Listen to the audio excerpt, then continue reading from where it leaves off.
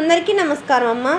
ఇంతకు ముందు వీడియోస్లో మనము పద్యాలు ఎన్ని రకాలు, అవి ఏవి, ఎలా గుర్తించాలనేది డీటెయిల్గా తెలుసుకున్నాం కదా. ఇప్పుడు పద్యాలు 3 రకాలు, ఆ పద్యాల్లో జాతి పద్యాలు, ఉపజాతి పద్యాలు ఉంటాయని తెలుసుకున్నాం.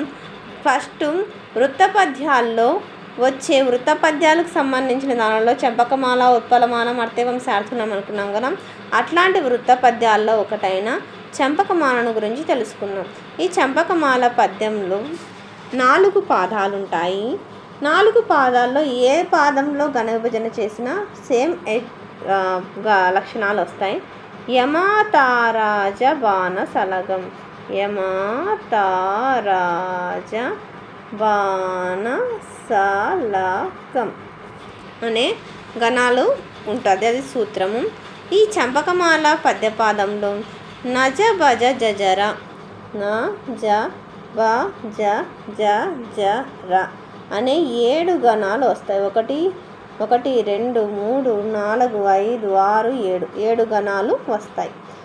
తర్వాత ఇందులో ఏముంటాయి, ఇట్లా ఎంచుకోవాలి. 1 2 3 ఇక్కడ ఒకటి ఉంది ఆల్రెడీ, దానికి లఘువే, అర్థమవుతుందమ్మా.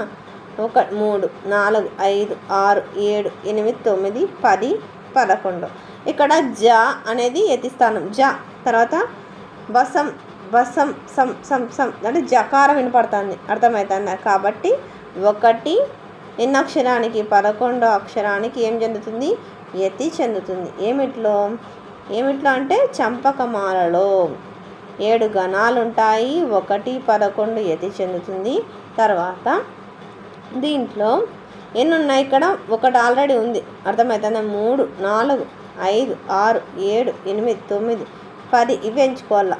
11 12 13 14 15 16 17 18 19 20 21 21 అక్షరాలు ఉన్నాయి. ఎన్ని అక్షరాలు, 21 అక్షరాలు అనేటివి ఉంటాయి దీంట్లో, అర్థమవుతుందమ్మా. ఇప్పుడు పద్య లక్షణాలను తెలుసుకున్నాం. చంపకమాల పాదం వృత్త పద్యాలకు సంబంధించినది. ఇందులో 4 పాదాలు అంటే పద్యంలో లైన్ ఏమంటారంటే పాదాలు అంటారు. వీటిని ఏమంటారు, పాదాలు. 1వ పాదం అన్న తీసుకోవచ్చు, 2 3 4వ పాదం ఏదైనా తీసుకొని ఘన విభజన చేసినా సేమ్ ఇవే లక్షణాలే వస్తాయి, అర్థమవుతుంది. ఏదానికి చంపకమాలలో 7 గణాలు ఉంటాయి. 1 11 యతి చెందుతుంది. 21 అక్షరాలు ఉంటాయి, అర్థమవుతుంది. ఏముంటాయి, నజ భజ జజర అనే 7 గణాలు వరుసగా వస్తాయి. తర్వాత పద్య లక్షణాలను చూద్దాం. ఇప్పుడు పద్య లక్షణాలను చూద్దాం. పద్య లక్షణాలలో ఇందులో ఎన్ని పాదాలు ఉంటాయి, పద్యంలో లైన్ అని ఏమంటారంటే పాదాలు అని అంటారు. ఎన్ని పాదాలు అంటే 4 పాదాలు ఉంటాయి. పై పద్యపాదం ఏ పద్యపాదానికి సంబంధించిందంటే చంపకమాల వృత్తము. ఇదేం పద్యంలో పద్యం ఎన్ని రకాలు, 3 రకాలు. వృత్త పద్యాలు, జాతి పద్యాలు, ఉపజాతి పద్యాలు. చంపకమాల ఏ సంబంధించినంటే వృత్తానికి సంబంధించినది. తర్వాత ప్రతి పాదానికి అంటే ప్రతి పాదంలో ఏముంటాయి, పద్యంలో లైన్లలో నా జ బ జ జ జ ర అనే 7 గణాలు వరుసగా వచ్చును, అర్థమవుతుందా.